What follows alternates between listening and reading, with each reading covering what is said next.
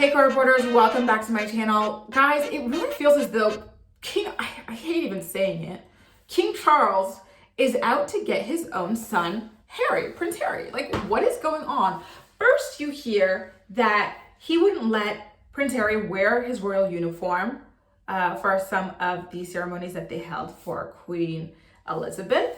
He only caved in when the public was outraged that the only actual veteran in the family couldn't wear his military uniform.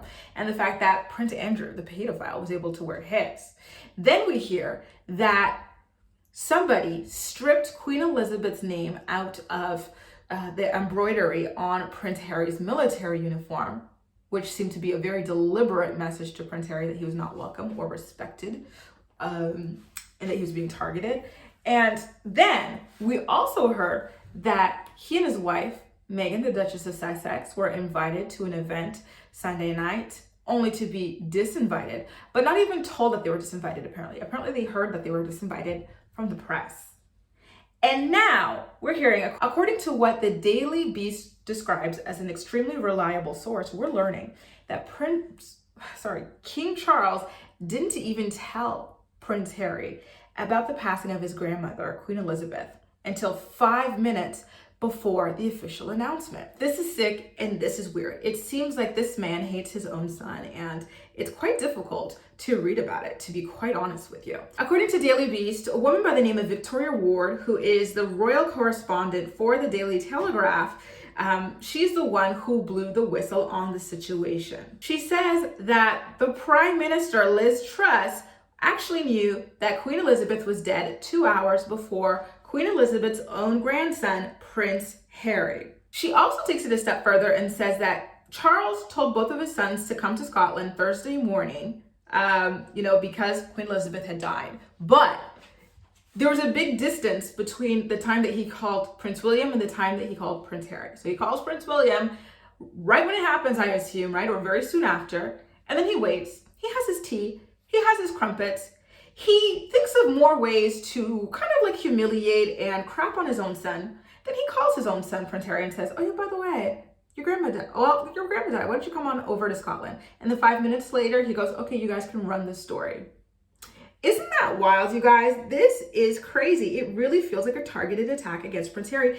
Everything he and Meghan have said is coming out to be true. Like, the way they've been treated throughout the Queen's death has been downright disgusting, and I don't think it's going to help the already sinking popularity of the monarchy, the already very low public approval ratings of King Charles. So now this woman, the super special source for the Daily Telegraph, Victoria Ward, actually says that not only was Prince Harry told very late into the game that his grandma died and that he needed to go to Scotland, King Charles didn't even have his people arrange for Prince Harry to make it to Scotland the way that he did for his pedophile brother, Prince Andrew, and the way that he did for the other royals. So Ms. Ward is saying that Harry was not invited to join the RAF flight that housed Prince William, transported Prince William, Prince Andrew, Prince Edward, and his wife,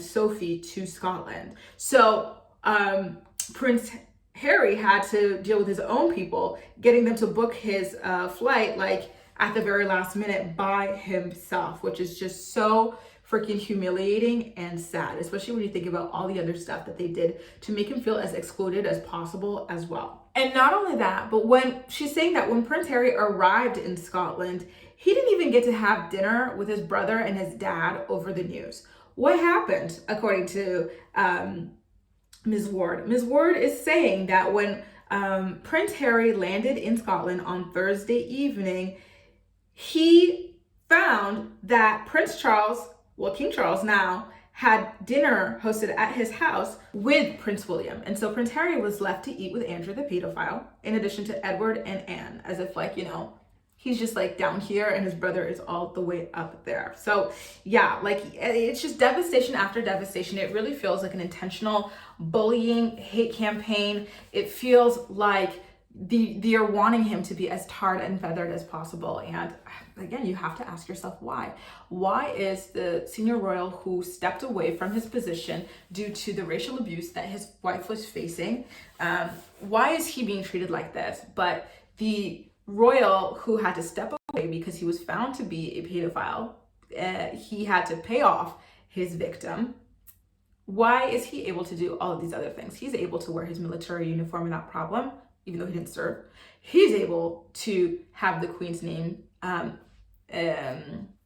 embossed in his uniform without problem. Listen, at the end of the day, the way Prince Harry is being treated, especially in comparison to a pedophile who's being treated way better than him, should disturb you. And if it doesn't, I don't know what to tell you. I really don't.